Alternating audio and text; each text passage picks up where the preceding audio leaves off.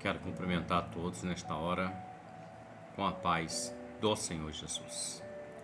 Nós vamos, para nosso entendimento, compreensão, melhorá-lo, nós vamos estudar um texto da Palavra do Senhor que tem como texto base o Evangelho de Marcos, o capítulo 2, do verso 1 ao verso 12, que declara-se assim: E alguns dias depois entrou outra vez em Cafarnaum, e soube-se que estava em casa. E logo se ajuntaram tantos que nem ainda nos lugares junto à porta eles cabiam, e anunciava-lhes a palavra.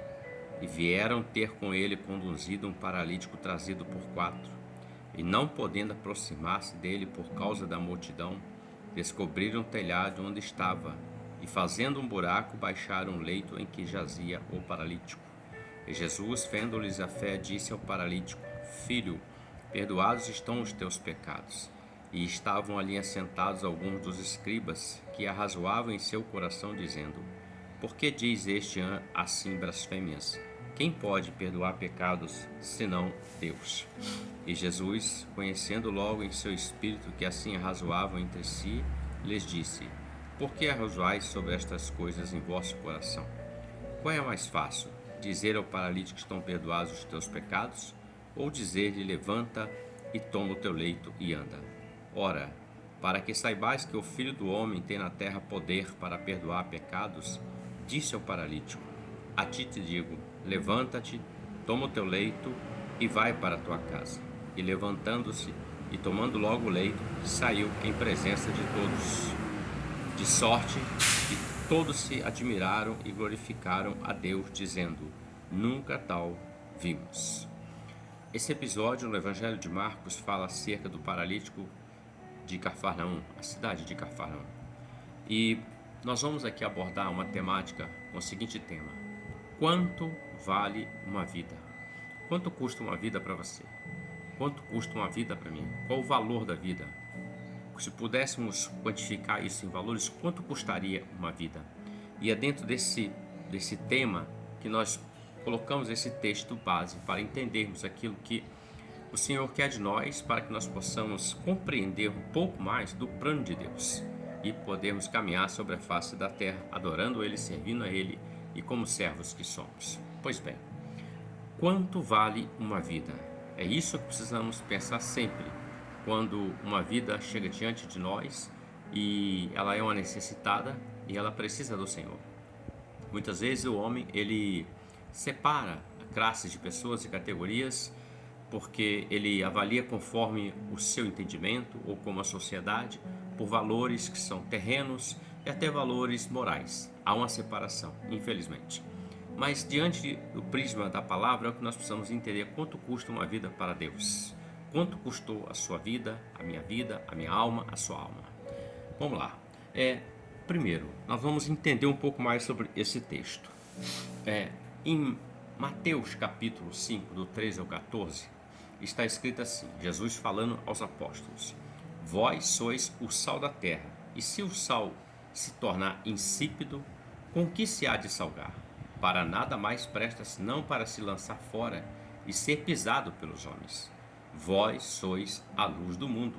Não se pode esconder uma cidade edificada sobre o monte. Então, Mateus capítulo 5, versos 13 e 14, Jesus afirma que os cristãos, os servos, aquele que servem a Ele, aquele que segue a Ele, aquele que ouviu o chamado de atender o chamado dele, o convite, eles têm que ser sal da terra e luz do mundo, conforme o texto que lemos. Jesus estava em casa, em Cafarnaum, e a vizinhança, sabendo, começou a se ajuntar, porque aonde estava o Senhor Jesus, uma grande multidão se aglomerava, porque muitos queriam até o Senhor, nem sempre para ouvir uma palavra. A sua grande maioria era para receber algo de Deus, uma cura, uma libertação, algo que lhe fosse necessário para aquele momento, uma necessidade.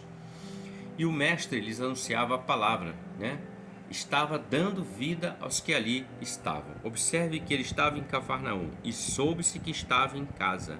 E logo se ajuntaram tantos que nem ainda nos lugares junto à porta eles cabiam, e anunciava-lhes a palavra.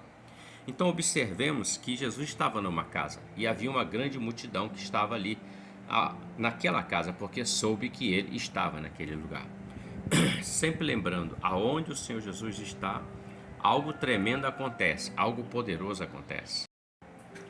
Então, nesse evangelho de Mateus capítulo 5, Jesus afirma categoricamente que os cristãos têm que ser sal da terra e luz do mundo. Observe o que ele diz: se o sal se tornar insípido, sem sabor ou sem o seu devido valor, para que serve e com que se há de salgar?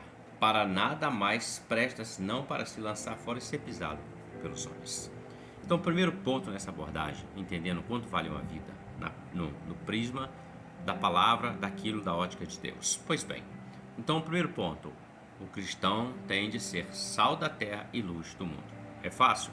Não, porque requer renúncia, requer dedicação, esforço, perseverança, requer estar com o Senhor e requer negar-se a si mesmo, principalmente. Vamos para o segundo ponto, para entendermos melhor aquilo que o Espírito Santo quer nos falar através da palavra por esse tema. Segundo ponto, Eclesiastes capítulo 4, verso 9 e 10 declara-se assim: melhor é serem dois do que um, porque tem melhor paga do seu trabalho. Porque se um cair e o outro levanta o seu companheiro, mas ai do que estiver só, pois caindo não haverá outro que o levante. Olhando para esse prisma que Salomão escreve em Eclesiastes capítulo 4, versos 9 e 10, ele fala da importância que é melhor ser dois do que um. É melhor você ter alguém que caminha com você, que te ajude, e você ajude ele, e assim vai, vice-versa. Porque ele fala, melhor ser dois do que um. Porque tem melhor paga do que do seu trabalho, melhor dizendo. Porque se um cair, o outro ajuda ele a se levantar. E sozinho não dá para fazer. Até a própria palavra, o próprio Senhor Jesus declara: sem mim nada podeis fazer. É tolice do homem, é imprudência do homem, é loucura do homem achar que ele sozinho pode todas as coisas. Não pode, principalmente pelo fato de que a obra do Senhor ela é feita no corpo. Em outra oportunidade, nós vamos gravar um vídeo falando sobre isso. O que é o corpo? O corpo é a igreja do Deus vivo. Então, Cristo é o cabeça e a igreja é o corpo de Cristo. E nós somos membros deste corpo. Então, todos dependemos uns dos outros. Tanto que a palavra fala assim: chore com os que chorem e ria com os que ria, se alegre com os que se alegram. Então, é corpo, é viver ali no corpo, na intimidade. É um desafio, porque pessoas são diferentes. Uns pensam de um jeito, outros de outro. Uns gostam de ovo, outros não gostam de ovo. Uns comem jiló, eu, por exemplo, não como jiló, não gosto. Então, cada um tem o seu jeito de ser, de pensar, a sua maneira, a cultura que veio. E tudo isso está dentro de um lugar chamado igreja, corpo de Cristo. Então, por que Salomão está dizendo isso através do Espírito Santo? Porque é melhor ser dois do que um. Porque ninguém é perfeito. Todos nós dependemos uns dos outros. Então, veja, os 4 que nós lemos aqui, eles conduziam o paralítico até o Senhor Jesus para ser curado. Nós lemos aqui que e vieram ter com ele conduzido um paralítico trazido por 4. Veja bem, ele era um paralítico. Ele não tinha condição de estar naquela casa, por ele mesmo. Ele não tinha como se levantar, caminhar, ir até aquele lugar, né? Não tinha como ele ligar para uma ambulância, pegar ele, não existia isso. Então ele dependia da misericórdia, da bondade, do amor daqueles que eram seus companheiros, amigos, os mais próximos, os parentes. Então nós observamos aqui que os 4 amigos se reuniram e tomaram uma decisão: vamos levar ele até o Senhor Jesus, porque ele precisa de uma bênção, ele precisa caminhar, ele precisa se levantar dessa paralisia espiritual, física, emocional, não importa qual é o tipo. Aqui no caso é uma doença física, fisiológica nele, mas nós podemos tipificar isso dentro da tipologia bíblica dizendo: muitos estão como paralíticos espirituais, já não ora mais, já não louva mais, já não lê a palavra mais, já não quer mais ir à igreja, a fé já está indo embora. Então é uma paralisia, parou, a obra parou. Mas aquele que começou a boa obra, ele é fiel e justo para completar até o dia do Senhor Jesus. Então esses 4 amigos tomaram uma decisão: vamos levá-lo. Um virou para o outro e disse assim: mas sozinho não dá. Então vamos nos juntar de 4. Por que 4? Porque fica mais leve. A obra fica mais leve quando nós fazemos ela no corpo. Sozinha ela vai ficar pesada. Eu oro, eu canto, eu prego, eu limpo a igreja, eu vou visitar. Então fica pesada. Vai chegar uma hora que você vai dizer assim, ou a pessoa vai dizer assim: tô cansado, hoje eu não vou. E aí começa a bater o desânimo, começa a bater o cansaço, começa a bater a frieza espiritual e a apatia, e assim vai sucessivamente. Por isso que a obra é corpo. Volta a frisar sobre isso. Então os 4 tomaram a decisão. Em 4, para carregar um homem paralítico é mais suave, não é verdade? É menos força que vai fazer. E eles foram. E a palavra diz aqui que eles foram trazidos e não podiam aproximar-se dele por causa da multidão. Então eles descobriram o telhado onde estava e, fazendo um buraco, baixaram o leito em que jazia o paralítico. Observe, a multidão que estava ali, ela impedia que esse paralítico com os 4 pudesse entrar naquela casa. A multidão os impedia chegar a Jesus. Mas nós observamos aqui algo muito importante para nossas vidas como ensinamento. O texto diz que eles não conseguiram entrar, então eles tomaram outro caminho. Qual o caminho? Eles foram para o telhado. Ou seja, não desistiram de levar aquele homem até o Senhor Jesus.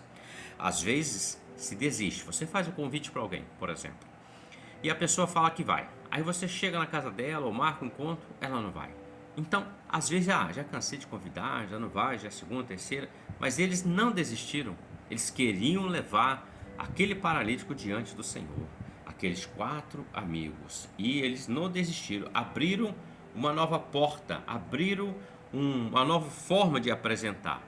Às vezes nós podemos estar usando métodos diferenciados ou os mesmos métodos, sempre melhor dizendo. E isso não está causando efeito. Então, o que nós devemos fazer? Vamos orar, vamos jejuar por aquela causa, por aquela vida, por aquela questão. Não simplesmente chegar, vamos para a igreja comigo. Não. Adote ele em oração, na madrugada, no seu momento mais íntimo com Deus. Pega aquele nome que você quer, está pedindo por ele, intercedendo para que Deus alcance. Ore, jejue e aí faça o convite. Deus vai fazer maravilhas, porque entregamos para aquele que tem todo o poder no céu e na terra para fazer infinitamente mais do que pedimos ou pensamos. E quando colocamos na mão dele, ele nos dá as estratégias necessárias. Por quê? Jesus disse: eu vim para salvar a alma e não para condenar a alma. Então, quando nós mudamos a estratégia, as portas se abrem. E veja que eles sobem ao telhado, abriram uma nova porta. É a mesma coisa que aconteceu com Josué no capítulo 1. Josué estava meio que abatido, digamos, caído diante do peso da responsabilidade que estava sobre ele. Tanto que o Senhor Deus fala com ele assim: levanta-te, Moisés, meu servo, é morto. Moisés, meu servo, já passou. Agora você vai fazer com que este povo possa herdar a terra que eu jurei que daria aos seus pais. Levanta-te, esforça-te e tenha bom ânimo, porque eu sou contigo.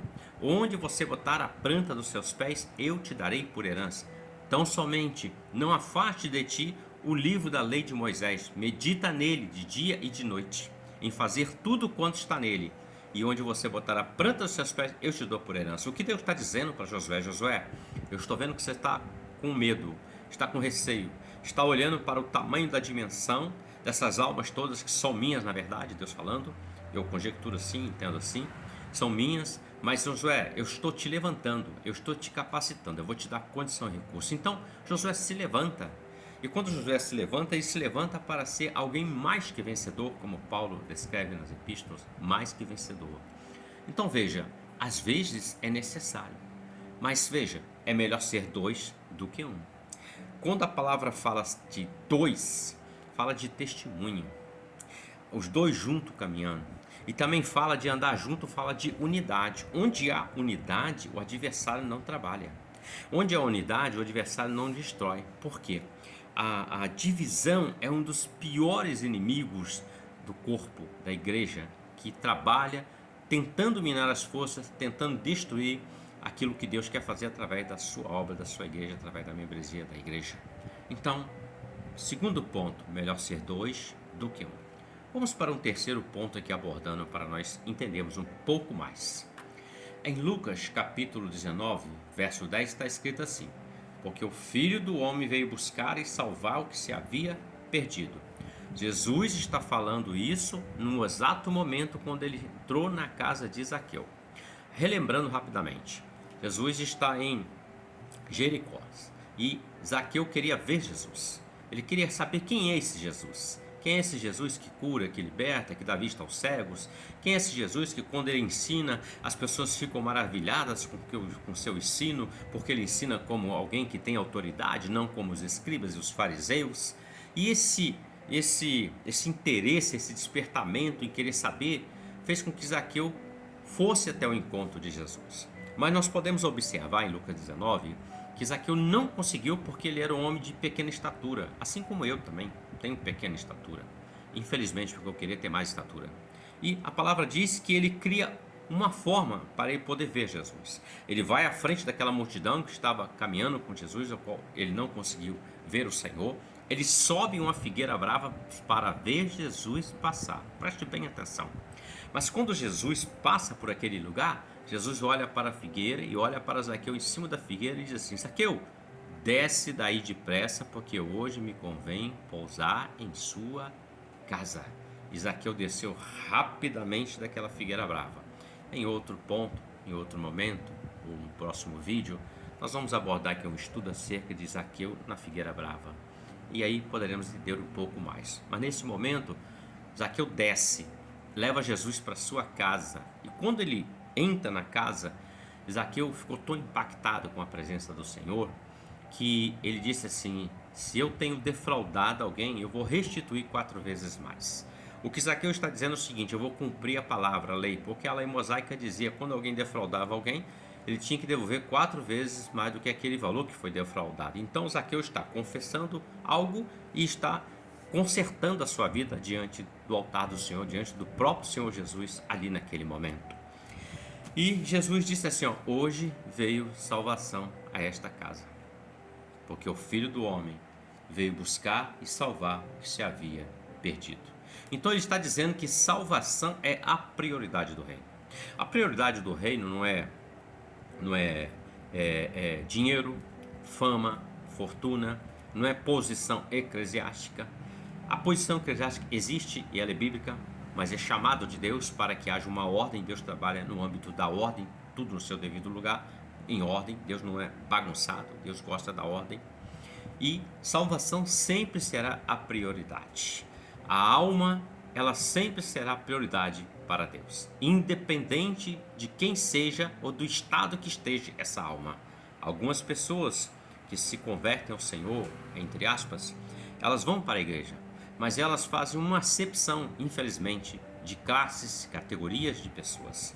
Não entende que aquela alma para o Senhor é importante. Para Deus, independe se a alma ela veio dos vícios, da bebedice, da droga, se ela veio da prostituição, se ela veio do mundo da marginalidade, não importa. Para Deus a alma ela tem um peso. Qual é o peso? O valor da alma para Deus é mais importante que qualquer situação. Então, salvação é prioridade. No capítulo 4 do Evangelho de Lucas, 18 e 19, também está escrito assim, queridos, ó: o Espírito do Senhor é sobre mim, pois que me ungiu para evangelizar os pobres, enviou-me a curar os quebrantados do coração, a apregoar liberdade aos cativos e dar vista aos cegos, a pôr em liberdade os oprimidos e anunciar o ano aceitável do Senhor. Veja bem, Jesus na sua primeira palavra, quando lhe dão o livro, ele abre nesse texto. E nesse texto ele exemplifica exatamente, ó, apregoar liberdade aos cativos, dar vista aos cegos, pôr em liberdade os oprimidos e anunciar o ano aceitável do Senhor. Qual é a prioridade? Salvação. Salvação sempre será prioridade no reino de Deus. Dentro da temática, quanto vale uma vida para Deus? Nós podemos encontrar algumas pessoas que são céticas quanto à questão da palavra e outras coisas mais. São as pessoas que falam que eu sou cético, mas é uma pessoa chamada descrente, na verdade. São como Tomé, que Tomé, quando ele não estava na casa, quando Jesus aparece, no Evangelho de João, capítulo 20, verso 25, e Jesus aparece aos apóstolos, mas Tomé não estava. E quando Tomé vem depois, Jesus não estava, os apóstolos disseram assim: o mestre esteve aqui, o Senhor esteve aqui. E ele disse assim: eu não creio, eu só vou crer se eu tocar nas feridas dele, se eu tocar na mão dele, está furada. E ele tornou-se um incrédulo. E a palavra diz que no outro dia, mais à frente, Jesus aparece e Tomé estava. E Tomé olha para Cristo e Cristo olha para Tomé e fala assim: Tomé, venha cá, coloca o teu dedo nas feridas, sejas crente e não incrédulo. O que o Senhor está dizendo é: olha, seja crente, rapaz. Você não precisa de sinais para crer. Eu vim para dar salvação e liberdade ao homem. Todo aquele, pois, que escuta as minhas palavras, esse será livre e liberto. João 8:32 diz assim: conhecereis a verdade, que é Cristo, e a verdade vos libertará. E no 36 diz: se pois verdadeiramente o Filho vos libertar, sereis livre. Está falando do próprio Senhor. Então, meus irmãos, amigos, veja, tem pessoas que querem ver para crer, precisa ver para acreditar que aquilo é de fato. É o contrário à fé. A fé você não precisa ver para crer. A fé é o firme fundamento das coisas que se espera, a certeza daquelas que você não vê, mas você tem certeza que vai vir e vai acontecer para a glória de Deus. A prioridade é a salvação. Primeiro, o Senhor cura a alma do homem, e segundo, o corpo. Aí vem a salvação. Veja, esse moço era um paralítico, né? Era alguém que precisava da ajuda de alguém, dependia de alguém. Então, para aqueles 4 amigos, a vida do amigo valia muito para eles. Eles já estavam cansados de ver eles naquele estado que ele estava. E veja que verso 5 do capítulo 2 de Marcos declara assim: Jesus, vendo-lhes a fé, disse ao paralítico: filho, perdoados estão os teus pecados. A prioridade do reino é a salvação. Porque se alguém crê em Cristo, aceita Cristo hoje, paralítico, enfermo, moribundo que seja, não importa, pobre, rico, o que for, ele aceita o Senhor hoje, independente de alcançar cura, ele partindo, ele está com o Senhor, porque o céu é maior do que qualquer coisa na terra. O homem não precisa ser curado de uma enfermidade para adquirir salvação. Ele precisa reconhecer Jesus para que a sua alma seja lavada e remida no sangue dele e possa alcançar a eternidade com Cristo, queridos. Ademais coisas é a bondade, é a graça, a misericórdia do Senhor, é a operação do Senhor segundo o que Ele quer fazer, porque a sua vontade ela é boa, ela é perfeita, é agradável. Ele não age segundo o nosso coração, mas segundo a vontade dEle. E os servos entendem que isso é a vontade do seu Senhor e ficam felizes porque o seu Senhor está operando no meio deles, mesmo que ainda não seja aquilo que ele queria ou esperava, mas ele sabe que é bom para ele porque foi Deus que deu a ele. Pois bem, a prioridade para aqueles 4 amigos era a vida do amigo deles, porque valia muito. E Jesus, vendo-lhes a fé, disse: perdoados estão os teus pecados. O texto ainda fala que estava ali alguns escribas, né, dos fariseus, que estavam arrazoando no seu coração, dizendo: por que diz ele assim, blasfema? Quem pode perdoar o pecado senão Deus? Muitas pessoas acham que eu pequei, eu não tenho mais jeito para mim. A Bíblia fala que há um pecado que é imperdoável, que é o pecado contra o Espírito Santo.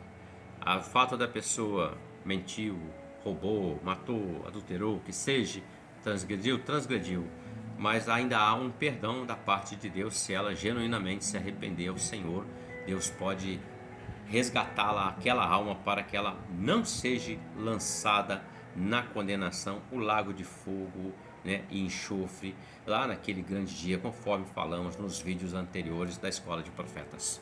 Pois bem, meus queridos, quanto vale uma vida? Nós vamos fazer aqui uma abordagem no capítulo, usando o capítulo 15 do Evangelho de Lucas. Primeiro, no capítulo 15 de Lucas, é o chamado capítulo das coisas perdidas. Deixa eu abrir aqui. Ele fala das ovelhas, ele fala das dracmas e fala do filho pródigo. Ele fala de coisas que se perderam, mas também fala ao mesmo tempo dessas coisas que foram resgatadas, recuperadas. Vamos entender. Primeiro, ele fala acerca das 100 ovelhas. Ele lhes propôs esta parábola dizendo: que homem dentre vós, tendo 100 ovelhas, perdendo uma delas, não a deixa no deserto, as 99, e não vai após a perdida até que venha achá-la. E achando-a, põe sobre os seus ombros cheio de júbilo, e chegando à sua casa convoca os amigos e vizinhos, dizendo: alegrai-vos comigo, porque já achei a minha ovelha perdida. Digo-vos que assim haverá alegria no céu por um pecador que se arrepende, mais do que por 99 justos que não necessitam de arrependimento. Abrindo parênteses nesse verso 7, olha, quer ter alegria no céu, festa, perdão, é quando alguém reconhece a Cristo. Há uma festa nos céus, há uma graça nos céus, há algo tremendo e poderoso, é o que diz a palavra. Quando Jesus fala dos 99 justos, é porque eles já passaram pelo mesmo processo. O primeiro dos 99 também provocou uma festa no céu, o segundo, o terceiro, assim vai todos. Mas ele está falando que toda vez que há uma festa no céu, porque a prioridade é a salvação. Pois bem, veja bem, ele fala de um pastor, um homem, tinha 100 ovelhas, perde uma e deixa as 99 no deserto. Deserto fala, na sua representação tipológica, representa um mundo sem Deus. O mundo sem Deus é um deserto, onde há uma escassez, onde o homem é levado à morte cada dia mais. Então veja, ele deixa, e ele fala que ele recupera uma perdida e dá uma festa. Olha, ele tinha 100 ovelhas e ele perdeu uma ovelha. E ele vai atrás dessa uma. Essa uma para ele era importante. Então, olhando aqui a matemática, 100 e ele vai atrás de uma, essa uma vale 1% das 100, 1% do seu rebanho. Então, aquela vida valia para aquele pastor 1%. E ele foi atrás. O segundo episódio fala das dracmas. Uma mulher que, tendo 10 dracmas, perdeu uma dracma, perdeu uma dracma, não acende a candeia e varre a casa e busca com diligência até achar.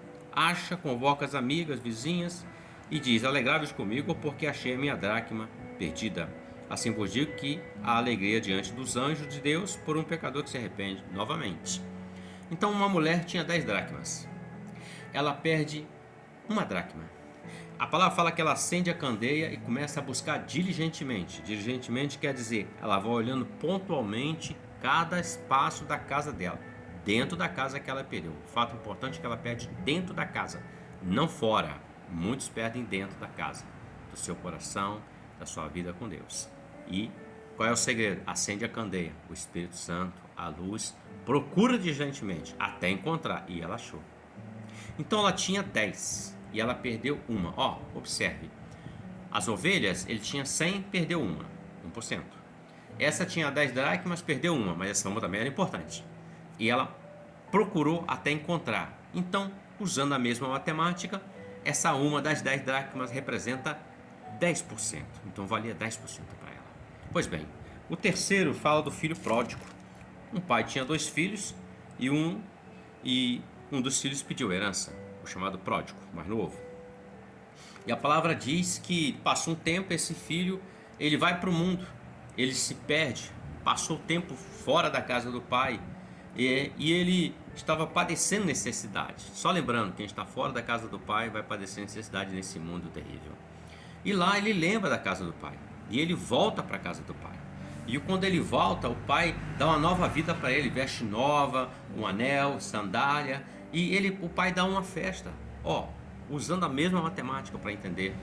Ele tinha 2 e ele perdeu um, e esse um foi restaurado, isso valia para ele 50%. Então o primeiro caso, 100 ovelhas, 1%.